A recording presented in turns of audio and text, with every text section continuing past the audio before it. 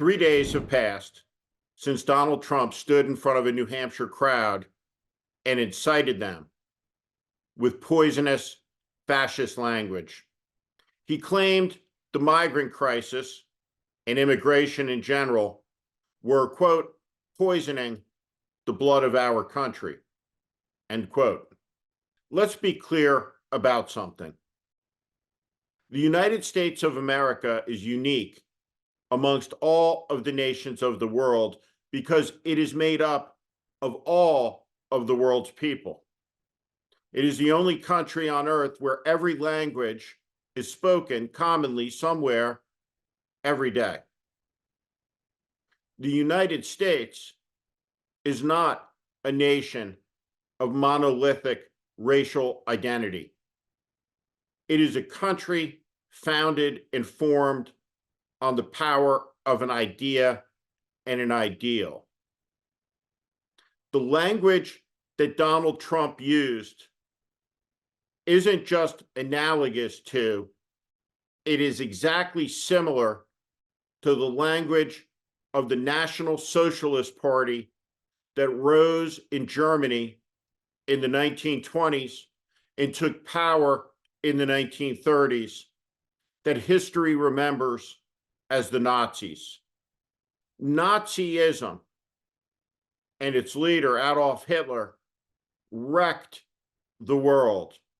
They shattered civilization, broke Europe, took humanity to the brink in a war that killed upwards of 100 million people all over the world before their evil ideology was extinguished. And the ideology held that one race was superior to another on the basis of the purity of their blood, with some races being the superior and thus the masters over other slave races. The evil that flowed from that created the greatest crimes in human history. Donald Trump delivered that evil and malignant repudiation of Americanism, of American idealism, of American ideas, and the Constitution of the United States upon the 80th anniversary of the beginning of Adolf Hitler's last final attempt to push the Allies back to the sea.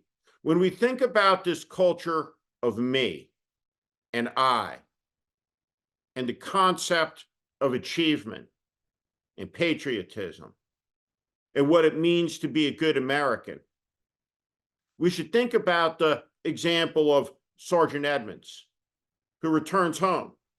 He never says a word about any of this. Zero to anybody. And he dies in 1985. His son is a Baptist minister, and he gets his hands from his father's third wife on a couple of diaries. And while reading the newspaper, he happens upon a story about a real estate transaction involving former President Nixon and his lawyer, who tells the story that he had not known by happenstance in the news article about his father's heroism.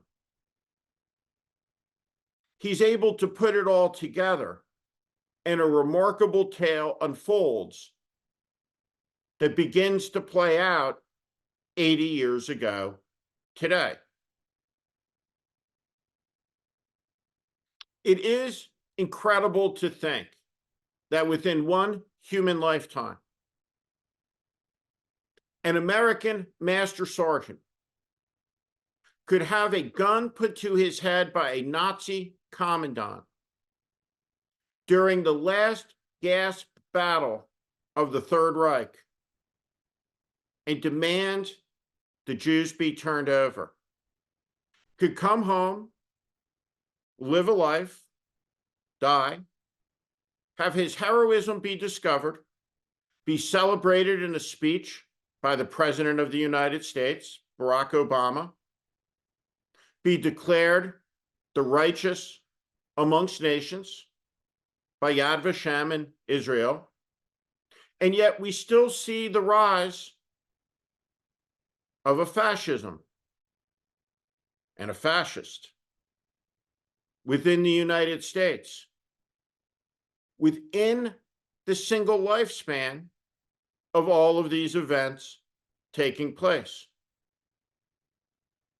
It is as if we are consigned to a societal amnesia, doomed to repeat mayhem and chaos and evil because of a laziness that is beyond description, as it is beyond comprehension. It is not enough to say, never again. It requires understanding of why we must commit ourselves to saying, never again. December 19th, 80 years ago, was a moment of war for the United States of America, of profound sacrifice and desperation, even at the edge of triumph in that war. The proposition that Donald Trump has laid out and the response of the crowd, its frenzy, its devotion, its ecstasy to words of menace, division, and blood and soil nationalism is a harbinger of a rising evil in our land that must be confronted by all of us who reject it because we embrace Americanism. And Americanism demands that we hold true to the idea at long last that all of us are created equally, endowed by a creator, a higher power with our rights, which are inalienable and include life, liberty, and the pursuit of happiness. The purpose of life is not to exist in a satisfied subjugation at the pleasure of a political power caste that rules and controls us and exercises its authority at its whim for its own benefit at our expense, where it can inflict its prejudices and bigotries upon anyone at any time to please whatever extremist outlier is part of that political power caste.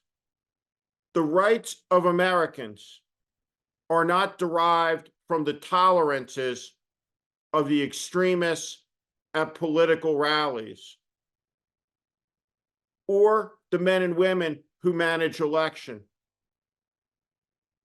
They come from a different place, a higher place. And the American people must understand there is an assault underway against the foundations of American society. It will be settled in 2024. It is time to get involved.